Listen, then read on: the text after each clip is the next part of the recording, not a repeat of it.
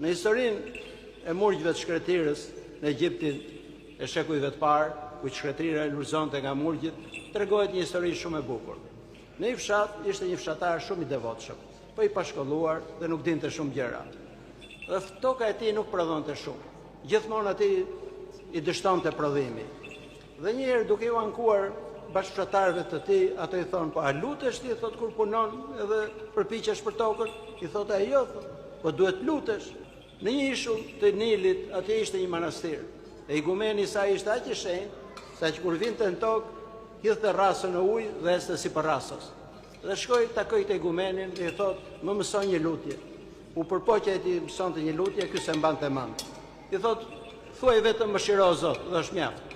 Ai e falenderoi, i bëri një metani dhe u kthye. E filloi punën. Gjatë gjithë muajit parë duke thënë mëshiro Zot, mëshiro Zot. Mbas një muaji e harroi. E në vend thonte mëshiro Zot, filloi thonte mos mëshiro Zot. Dhe u lut gjatë gjithë kohës me këtë lutje. E atë vit prodhimi i tij ishte jashtëzakonshëm. E nga mirënjohja mori një masë shumë të madhe, t'ia çonte igumenit.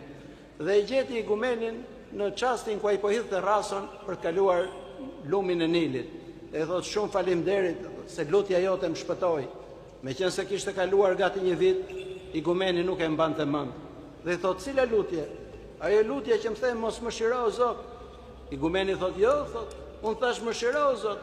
Raso filloi të zhyte.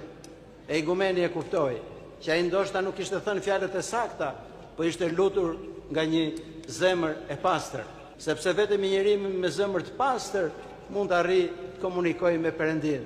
Si thot Zoti tek lumurimet, lum zemër pastrit se do shohin Perëndin.